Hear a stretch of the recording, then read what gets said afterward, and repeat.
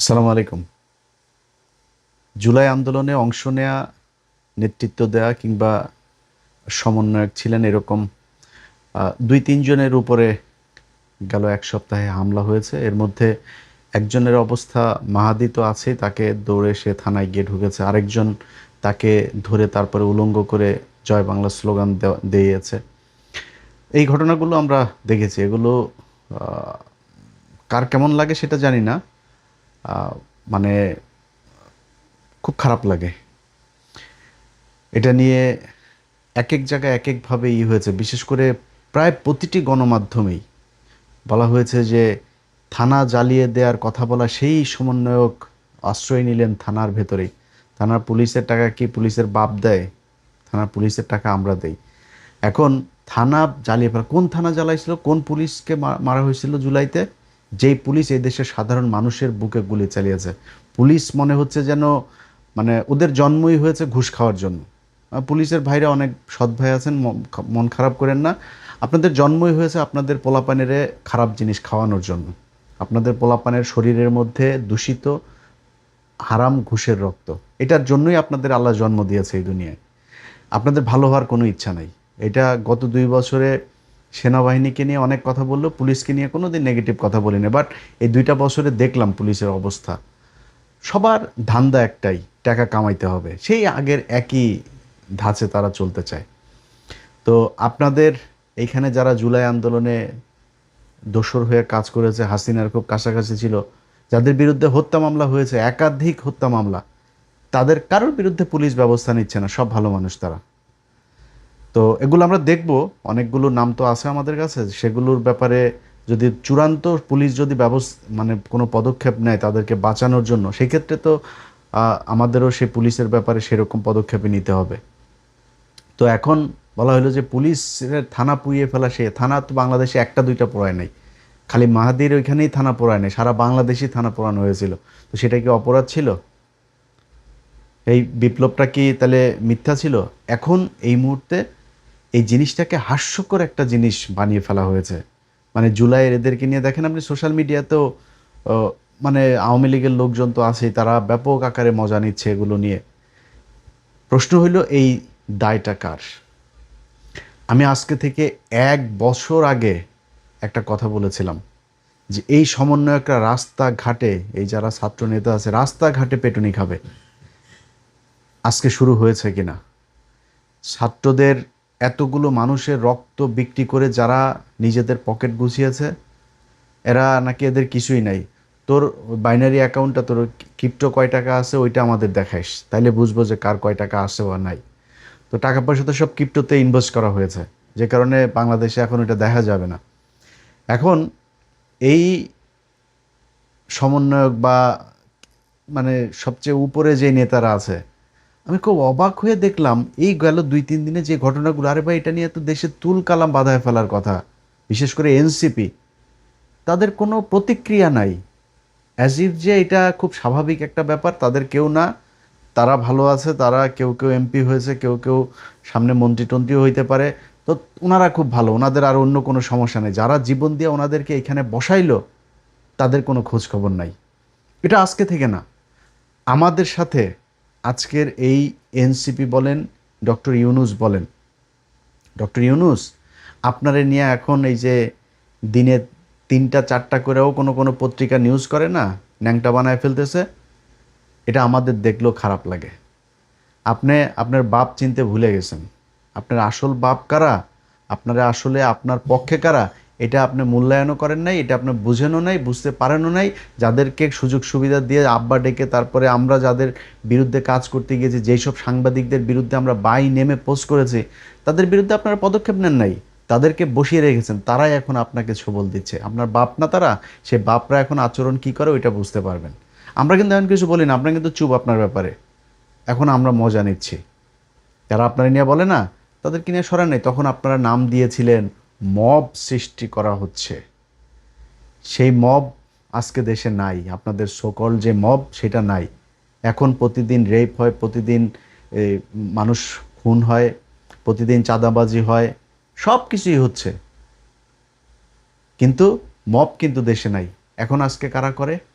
আজকে ইলিয়াস, পিনাকি, কনকি কই ওনাদের তো কোনো লোকজন তো এখন আর রাস্তায় নাই। এখন মবটা কারা করে? এখন এগুলো মারামারি, এই হত্যা, ধর্ষণ, লুটপাট, চাঁদাবাজি প্রতিদিন চলছে। এগুলো কারা করে? আমরা করি। এই ইউনুস, তার আশপাশের লোকজন, এমনকি এই ছাত্রদের ভেতরেও কেউ কেউ তারা সুশীল সেজে গিয়েছিল, সাদা সাদা পাঞ্জাবি গায়ে দিয়ে বিশাল রাজনৈতিক নেতা হয়ে গেছে। পাছার চামড়া বাবা থাকবে না। তোমরা যেইখানে যেইখানে কাজ করা দরকার, একটা জায়গার মধ্যে তাদেরকে আমরা কোনো জায়গায় পাইনি। এই যে বিডিআরের লোকগুলোর ব্যাপারে কতদিন নাম ধরে আর বললাম না, কতদিন এই কেন্দ্রীয় এই এনসিপির এই পোলাপানগুলোরে বলছি যে ভাই ওইখানে ওদের একটা হবে, একটু যায় অ্যাটেন্ড করেন। আরে ভাই কিছু না হইলেও তো সারা বাংলাদেশে 18,000 বিডিআর, এই বিডিআরের 18,000 বউ বাচ্চা ছেলে মেয়ে সহ আরও 5 গুণ লোক তোদের সাথে থাকতো থাকতো না? 18,000 সব ট্রেন লোকজন, এই ট্রেন লোকগুলি তো তোদের একটা বিশাল অ্যাসেট হইতে পারতো। তারা তাদের জন্য সময় নাই, এইখানে খাইতে যাবে, ওইখানে খাইতে যাবে, ওর কাছ থেকে টাকা আনবে, অমুক বিল্ডিংয়ের মধ্যে টাকা পাওয়া গেছে ভাগাভাগি করতে হবে, অমুক জায়গায় অমুকের তদবির করতে হবে। ওনাদের এগুলো নিয়ে ভীষণ ব্যস্ত। না একটা আলেম, না একটা বিডিআর, না দেশের কোনো একটা প্রয়োজনে কোনো জায়গায় স্বৈরাচার মুক্ত করা কোনো জায়গায় তারা ছিল না। তারা সুশীল হয়ে গেল অল্প কয়দিনে। মব, ইউনুসের দিয়া নাম দেওয়া হলো মব। আজকে ওই যে ওরা নাম দিয়েছে ডাস্টবিন শফিক। ডাস্টবিন শফিক তুমি কোথায়? তোমার এখন লন্ডনে গেলেও পেদাবে, স্পেনে গেলেও পেদাবে, আমেরিকায় গেলেও পেদাবে। আমরা কিন্তু এগুলো সামাল দিতে দিতে আমরা এখন ট্রেন আপ হয়ে গেছি। আমরা জানি যে আমাদের কেমনে একা চলতে হয়। আমাদের আল্লাহর রহমতে আমরা ওইভাবে চলি। তোমাদের রাস্তাঘাটে যেইখানে সবার সাথে তোমাদের মানে যাদের রেখে আসছো তারাও তোমারে বাঁচাবে না, আবার যাদেরকে নিয়ে তাড়াইছো তারাও কিন্তু তোমারে মানে যেখানে পাবে সেখানে মোটামুটি আপ্যায়ন করার জন্য প্রস্তুত আছে। তারা আমাদেরকে বলছিল মব। আমরা কি করতে চাইছিলাম এই বাংলাদেশে?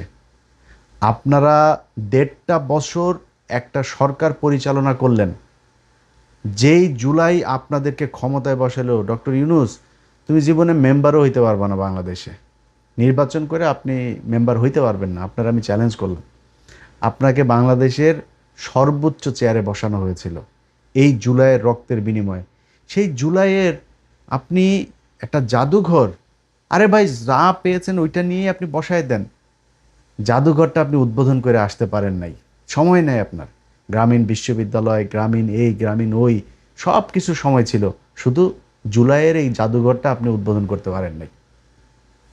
জুলাইয়ের সনদ, সনদ নিয়ে ওনাদের এখন কত মাথা ব্যথা।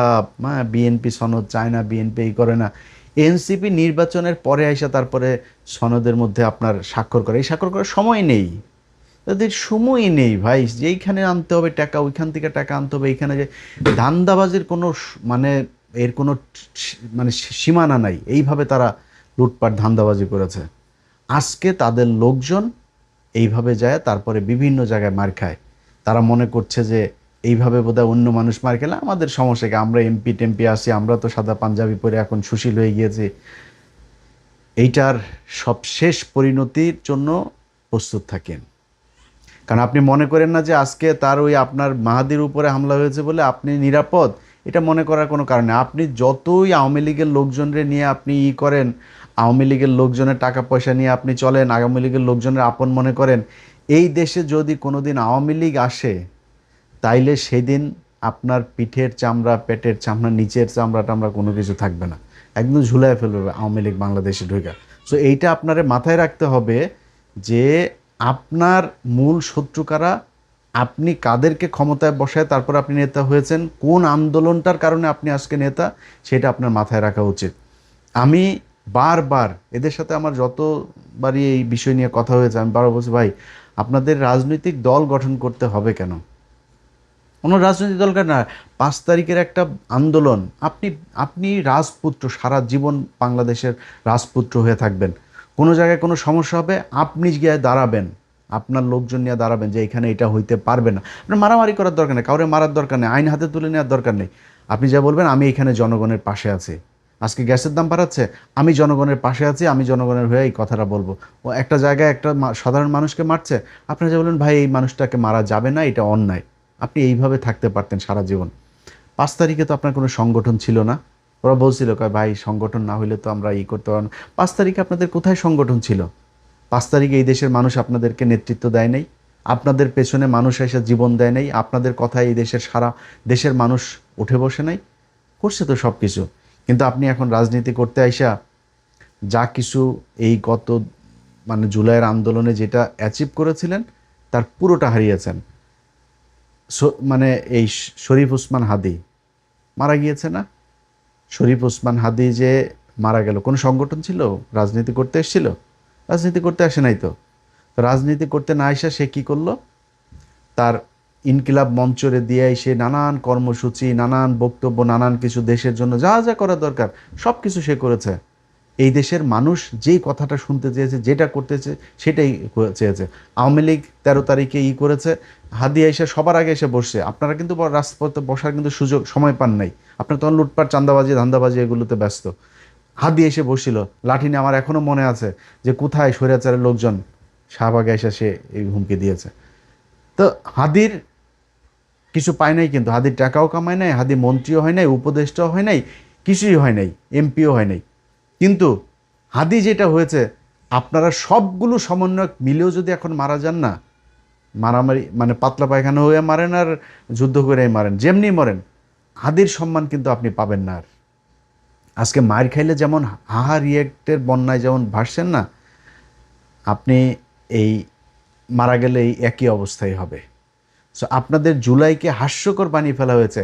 আপনারা শাওন আজকে বলে যে জুলাইয়ের এটারে নিয়ে হাস্যরস করে, জুলাইয়ের একটা স্তম্ভের মধ্যে আগুন দিয়েছে সেটারে নিয়ে করে সে এই তার ফেসবুক অ্যাকাউন্টের মধ্যে সে পোস্ট করে, ডাইরেক্ট ওপেনে এই দেশে করার সুযোগ পায়।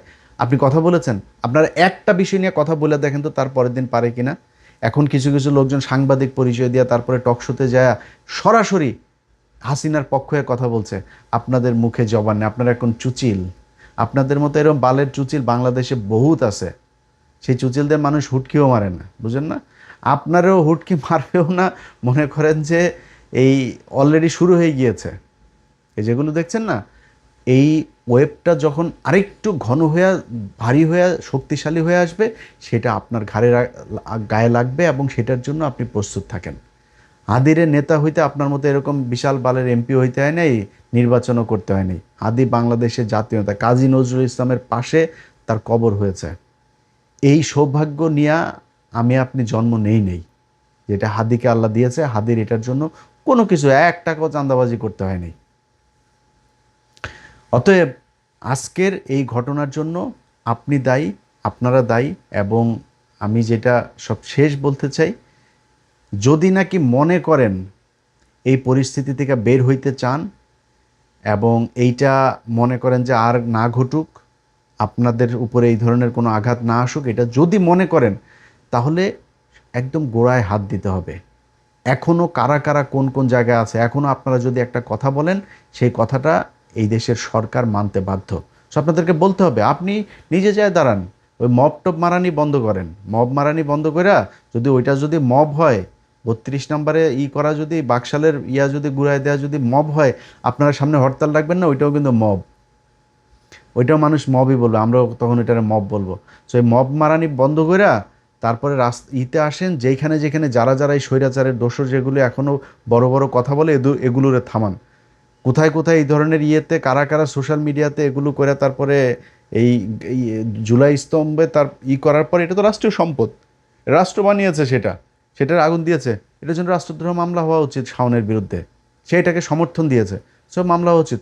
এই ব্যাপারে আপনাদের সরব হইতে হবে। ভাই, আমার কথা আপনার খারাপ লাগতে পারে, আপনাদের কাছে আমি অনেক কৃতজ্ঞ যে শেখ হাসিনা দেশে নাই, এটাই বিশাল ব্যাপার। এই দেশে জুলাইতে যারা চাঁদাবাজি করেছেন, তারাও চাঁদাবাজি করেন নাই যারা, তারাও, সবার কাছে আমি ভীষণ কৃতজ্ঞ। আমি ইলিয়াস হোসেন আজকে যতটুকু রিল্যাক্স, যেইটুকু আল্লাহ ভালো রেখেছেন, এইটুকু এই জুলাইয়ের যারা জীবন দিয়েছে তাদের কারণে। আমার এখানে কোনো অবদান নেই, একদম তাদের কাছে আমি সারা জীবন যতদিন বেঁচে থাকবো কৃতজ্ঞ থাকব। কিন্তু আপনারা জুলাইকে বিক্রি করে যেই ভয়ানক একটা পরিস্থিতির দিকে দেশকে নিয়ে যাচ্ছেন, এইটার শেষ পরিণতি ভয়ঙ্কর। সেইটার জন্যে আপনাদের বিরুদ্ধে কিছু কথাবার্তা বলি। এটা ব্যক্তিগতভাবে না নিয়ে এটারে একটু বোঝার চেষ্টা করেন। আপনারা এখনও যদি নাকি যারা এই যে কয়জনই এমপি আছেন, আপনারা যদি এনসিপির এই নেতাগুলিও মিলা যদি নাকি আজকে একটা কথা বলে, সরকার বলেন, পুলিশ বলেন, প্রশাসন বলেন, এটা শুনতে বাধ্য হবে। কিন্তু আপনারা বলেন না। এই যে মেহাদির উপরে হামলা হইলো, এই যে আরেকজনের জয় বাংলা বলাইলো, এটার উপরে, এটা নিয়ে কিছু বলেছেন আপনারা? নেত্রকোনায় আপনাদের ভাঙা হইলো, এটা নিয়ে কিছু বলেছেন? আপনাদের কোনো প্রতিক্রিয়াই নাই। সো এইখান থেকে বাইর হইতে হবে। সব শেষ। এতক্ষণ যা যা বললাম, এটা বলার পরে আওয়ামী লীগের লোকজন আছে না, ওরা তো এই কয়দিন ধরে ধরেন মজা নিচ্ছে এইসব ঘটনাগুলো নিয়ে। এতক্ষণ যা বললাম এটাতেও কিন্তু আওয়ামী লীগের মজা লেগেছে। তো আওয়ামী লীগের লোকজনরে বলবো, বাংলাদেশ মনে কর তারেক রহমানের নেতৃত্বে, জামাত ইসলামের নেতৃত্বে বাংলাদেশ মনে কর ওই দক্ষিণ সুদানের মতো অবস্থা হয়ে যাবে। মনে কর যদি এরকমও হয়ে যায়, তারপরেও কোনোদিন বাংলাদেশের মানুষ তোদেরকে মানুষ মনে করবে না। তোরা মানুষ না। তোরা, তোদের যা যেসব চিন্তা ভাবনা, তোদের বিবেক বোধ, এটা কোনো সাধারণ মানুষের হিউম্যান সাইকোলজির কোনো শাখার প্রশাখার মধ্যে তোদের এটা নাই।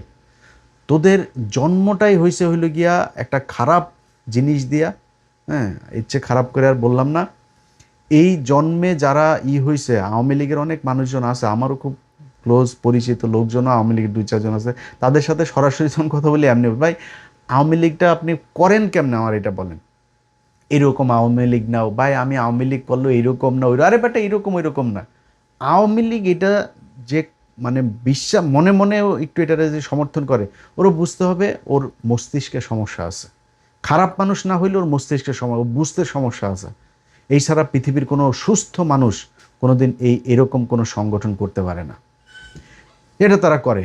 সো তোদের জন্য, তোদের ভালো হওয়ার জন্য, তোদের বোঝার জন্য, তোরা আজকে মনে কর যে এই যে চোরাগুপ্তা হামলা চালায় একটা সমন্বয় একটা পিটাচ্ছিস, সামনে হয়তো আরও এরকম করবি। তোরা যাই করিস, তোদের বুঝতে হবে, তোদের যদি নাকি হাতে পায়ে ধইরা জোর করে যদি তারেক রহমান বাংলাদেশে আনে, আইনা যদি তারপর ক্ষমতায় বসায় বা রাজনীতি করার সুযোগ দেয়, তাহলে পারবি। এই ছাড়া তোদের কোনো ক্ষমতা নাই। তোরা তোদের বাপেরে বিচির মধ্যে চাপে, খালি তোর বাপেরে না, তোর বাপের ছেলে, ছোট বাচ্চা, ওই সব কটার বিচির মধ্যে চাইপা 15ই আগস্ট যেটা করছে না, তোর আম্মারে ব্লাউজ টেলাউজ যা আছে সব কিছু রাইখা ন্যাংটা করে তারপরে মানুষ 45 মিনিটে খাইতেও দেয় নাই, সেটাই লাথি দিয়ে তারপর বার করে আইছে ভারতে। এখন যায় মোদির কাছে হাঙ্গা ছাড়া, তারপরে আকাম কুকাম লাগাইতেছে, দেখ বাচ্চা বুচ্চা হয় কিনা, দেখ যদি মেয়াদ থাকে তাহলে হয়েও যাইতে পারে। তোর আম্মা যায় ওইখানে এগুলি করতেছে, তোরা পাল ফালাইতে পারছিস? 2 বছর হয়েছে, কোনো পালটা ফালাইতে পারছিস? কবে আসবি বল? তোরা দিন তারিখ দে যে অমুক দিন অমুক কিছু হইলে তারপরে আসবি। তোদের বিএনপি যদি মানে জোর করে আইনা যদি ক্ষমতায় বসায় বা রাজনীতি করতে, তাইলে পারবি। এর বাইরে তোদের হাতে কোনো অপশন নাই। তোদের আব্বা, যারা তোদের আব্বা, ছাগলের 3 নম্বর বাচ্চাগুলি তো সোশ্যাল মিডিয়াতে, যে আমি আজকের ভিডিওটা তো যা বললাম যে ওদের সোশ্যাল মিডিয়াতে ব্যাপক ভাই সোশ্যাল মিডিয়া আমরা এটার জন্ম দিছি। এই সোশ্যাল মিডিয়ায় বাংলাদেশে রাজনৈতিক কথাবার্তা, রাজনীতি করেও যে মানুষকে যে মানে উজ্জীবিত করা যায়, এটা আমরা শিখাইছি। সো সোশ্যাল মিডিয়ায় কি হয় আমরা খুব ভালো করে জানি। একটা পোস্টের মধ্যে 500-1000 কমেন্ট হওয়া এভারেজ, মানে গুড এনাফ, এর চাইতে বেশি দরকার নাই। সো 500-1000 মানুষ, তোরা এখন ইন্ডিয়াতে যায় বসে আসিস, লন্ডনে আসিস, এইখানে আসিস, বিভিন্ন দেশে দেশে আসিস না, তোদের তো সারাদিন এখন বিশেষ করে ইন্ডিয়ারগুলি সারাদিন ফেন্সি ডিলার বাংলা খাওয়া ছাড়া আর তো কোনো কাজ নেই তোদের। সারাটা দিন হাঁ করে তাকায় থাকিস যে কখন একটা কিছু একটা খবর পাবো। হ্যাঁ, ডক্টর ইউনুস বলে পলাইছে, 2 দিন পরে ফ্রান্স থেকে ইউনুস আবার দেশে, তো এই না বললি যে আর আসবে না, চলে গিয়েছে নেই সে। ভাই এগুলো আমরা একসময় করছি। আমরাও একসময় এখানে বসে থাকতাম, কিছু একটা হবে, কিছু। এনায়েত করিমের মতো লোক, ওই যে বাটপার, সেই এনায়েত করিমও এই বাংলাদেশের এই যে শওকত ভাই, সাংবাদিক শওকত ভাই, গাজী রুহুল আমিন সাংবাদিক, তারপরে আরও অনেক পলিটিশিয়ানও আছে, অনেকের জীবন ধ্বংস করে দিয়েছে এই এনায়েত করিম। অনেকে আছে হয়তো মানে তাদের আসলে তাদের ভালোর জন্যই গিয়েছিল তাদের সাথে কথা বলতে। হ্যাঁ, এনায়েত করিম বুঝাইছে ভাই এই যে এরকম এরকম হবে, এটা হবে আর সরকার পতন হয়ে যাবে। তো তার কথাবার্তা আমার প্রথম দিনই ভাল লাগে নাই। আমি বারবার বলছি, এই যে উলফাত ভাইরে জিজ্ঞেস করেন, আমি ভাই বলছি, আমি ভাই এটা 2 নাম্বার লোক। কিন্তু সে করতো কি, রয়ের টাকা পয়সা নিয়ে ওই থাইল্যান্ডে মিটিং করাইতো, আমেরিকায় আনতো মিটিং করতে, তারপরে কাঠমান্ডুতে যাইতো, সিঙ্গাপুরে যাইতো, ভিআইপি ভিআইপি 5 স্টার হোটেলে নিয়ে যাইতো, বিজনেস ক্লাসে টিকিট করাইতো, এগুলো করে নিয়ে যাইতো। ওই হয়েছে এই এই যে রেজা কিবরিয়া ভাই, ইলিয়াস, শোনেন, কোথায় দাঁড়াবেন আপনি, আপনি ক্যান্ডিডেট কতজন দিবেন আপনি করেন। ধুরো ভাই কী কোন এগুলি। এনায়েত করিমের মতো লোকও কিন্তু এইভাবে বাংলাদেশের বহু ডাকসেটে রাজনীতিবিদদেরকে কিন্তু করছে। এই যে আজকের স্পিকার মেজর হাফিজ ভাইটা এদেরকেও অনেকটা বায়াস করে ফেলছিল। হ্যাঁ, অতএব আমরা এগুলো পার করে আসছি গেল 15 বছর। তোমরা তো মাত্র শুরু করলে, আমাদের কাছে তোমরা দুগ্ধ শিশু, তোমরা এখনো এগুলো কিছুই বুঝো নাই, বহুত সময় আছে। তোমার আম্মার সাথে যায় আওয়ামী লীগের সব নেতারা এখন কথাও বলে না, কারণ তোমার আম্মার কেবলা আবার আরেক দুইটা হয়েছে। রেহানা আপা এক কেবলা, তোমার ওই যে এই 5,500 বিজ্ঞানী আবার আরেক কেবলা, ওইদিকে পুতুলও আবার আরেক কেবলা হইতে চায়, বাট ওইটা একটু ঠান্ডা আছে। এদিকে এই তিন ক্যাবলা কিন্তু এখন কামড়াকামড়ি চলছে। তোমাদের বড় বড় নেতা যারা আছে ওদেরকে জিজ্ঞেস করে, তোমাদের এখন কেবলাই ঠিক করতে পারো না যে কোন দিকে। কেউ কেউ চিন্তা আছে না হাসিনা থাকা অবস্থায় তো আর হবে না, এখন রেহানা চায়, কিন্তু হাসিনা মারা গেলে এখন রেহানার দিকে যাবে। ওইদিকে রেহানার ছেলেটা আবার ব্যাপক আকারের উত্তেজিত হয়ে আছে, কোনোভাবেই জয়ের দিকে যাইতে দেওয়া যাবে না। ওই যে ববি না কি যেন নাম, এই নিয়েই চলছে অনেক কিছু। সো তোমরা আগে ওই দিকে ঠিক করো, হ্যাঁ, ঠিক করে এরপরে বাংলাদেশে তোমাদের যদি এখন নির্বাচনে আসতেও দেওয়া হয়, নির্বাচনে আসতে কি করবা?